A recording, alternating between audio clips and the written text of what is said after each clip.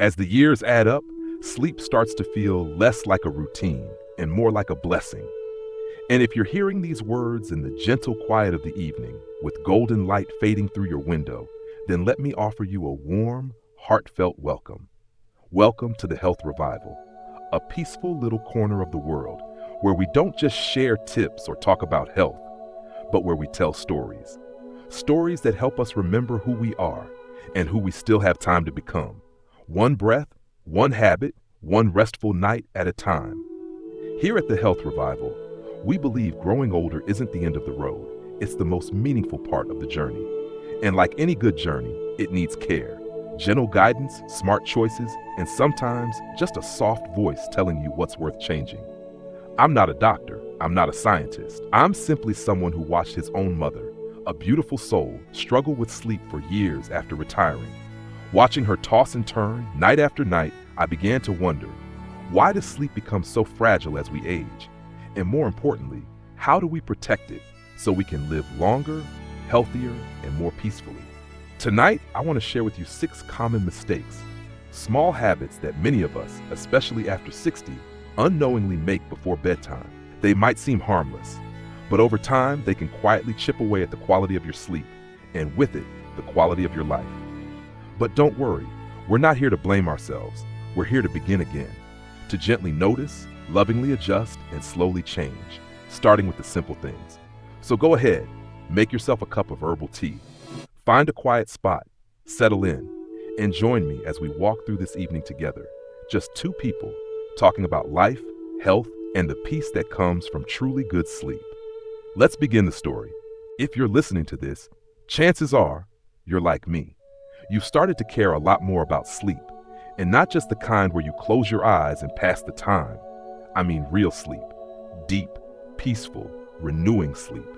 The kind that feels like your whole body is being gently reset each morning. I once heard an old gentleman in Ohio in his 70s say, "Sleep is the gift at the end of the day, but not everyone knows how to receive it properly." And I thought, he couldn't be more right. Aging changes everything. The body doesn't bounce back like it used to. That's exactly why the little things matter even more, like how we sleep each night and what we do before we sleep. I've met many older folks, some from California, some from Florida, who all seem to carry the same question. Why is it so hard for me to sleep? And every time I ask back, well, what do you do before bed? That's when the real story starts to come out. One evening, with the wind rustling the trees outside, I sat on the porch with Miss Helen, a 68-year-old lady from Tennessee. She poured me a cup of chamomile tea and said, "Let me tell you about the 6 mistakes I made every night for over 10 years. Mistakes that made me feel older, more tired, and like life was slipping away, one restless night at a time."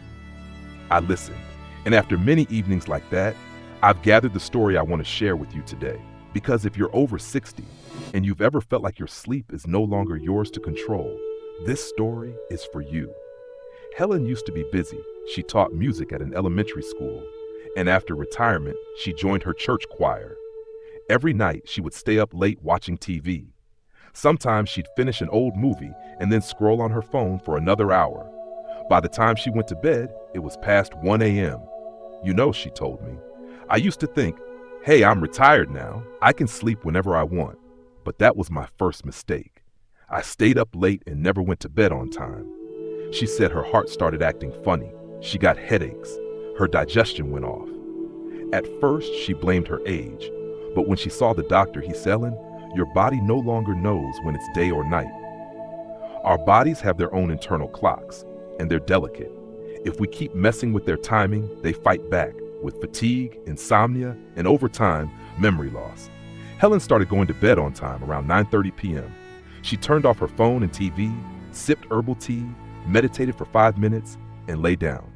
She said, "For the first time in years, sleep felt like a gentle stream, carrying me far away."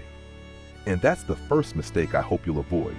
Staying up late, not sleeping on a regular schedule. Don't let your body panic every night because you refuse to rest. The second mistake, one that's very common and more serious, is not getting enough sleep. Some people have told me, "I'm old now.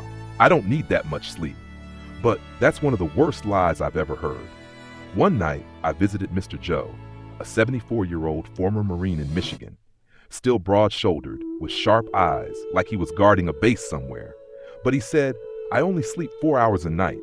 I figured I'm tough enough to handle it." Then he chuckled sadly, but my heart didn't think so.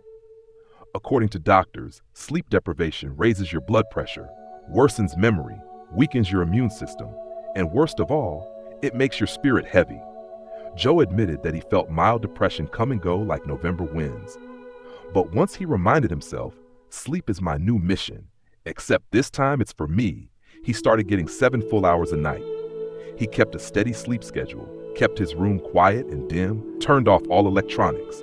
That's how Joe reclaimed the calm that comes with age. "I'm no longer a soldier on the battlefield," he said, "but now I fight for my own sleep, and I hope you will too." The third mistake comes from things we often consider our companions, our phones and our TVs.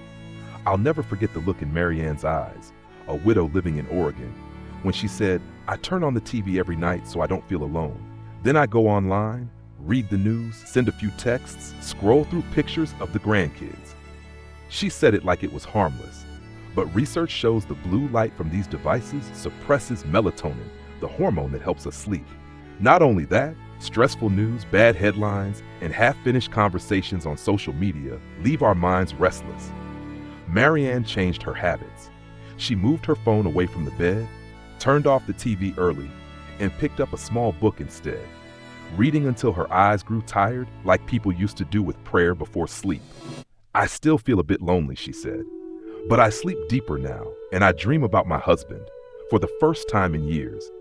See, sometimes the things we think are helping us are actually stealing our peace. Let yourself have a truly quiet evening. And from the inner peace, let's move to your physical space, your bedroom. Mistake number 4, sleeping in a room without fresh air. I remember visiting Mr. Albert in Texas. He had chronic sinus issues. His room was small, sealed shut, no fan, no open windows. "I get cold," he said, but that very room had him waking up with headaches and a stiff neck. When I helped him make a few changes, cracking a window before bed, adding an air purifier, placing some small plants around, and washing his sheets more often, he said, "I feel like I'm sleeping in the forest now, and I breathe easier." Clean air, cool temperatures, and a touch of calming scent, maybe lavender or mint, can make a world of difference. Another mistake that goes unnoticed by many, eating too much or drinking too much water before bed. Miss Linda from New York told me she'd eat late because she stayed up watching movies. "An empty stomach won't let you sleep," she said, "but a full one keeps you up all night with indigestion." Late meals, especially greasy food or drinking lots of fluids, make your body work overtime instead of resting. Your stomach churns, your heart pumps harder, your bladder wakes you up, and just like that, you're stumbling to the bathroom at 2 a.m. and struggling to fall back asleep. The answer? Eat early around 6 p.m. and keep it light. Skip caffeinated tea, avoid salty soups, let your belly rest with you. And lastly, the mistake we all make, overthinking before bed. I used to be that way. The moment I lay down, my brain would spin. What did I mess up today? What's on the list tomorrow? And old memories would come rushing back like a slow-motion film. I used to think that was just how my mind worked, but really, it was crying out for help. A doctor suggested I meditate for 10 minutes each night. Some evenings I'd write in a journal, what good did I do today? What am I thankful for? Over time, my mind learned how to rest. Not to forget, but to let go. If your thoughts are keeping you up at night, ask yourself, can this wait until tomorrow? Take a deep breath and answer, yes, now I will sleep. Because sleep is a gift, not a battle. But to receive it, we must learn to live more gently, more slowly, and with more love for ourselves. Dear friend, thank you for staying with me through this long story. I know not everyone's ready to sit through a deep conversation about sleep, but you stayed, and that tells me you truly care about your health. The Health Revival was created for people like you, those over 60 who still have so much life ahead.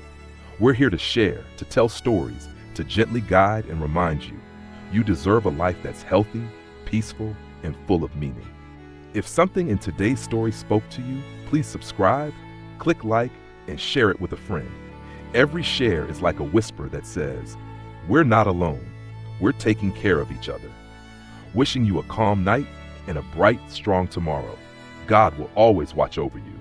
See you in the next video from the Health Revival.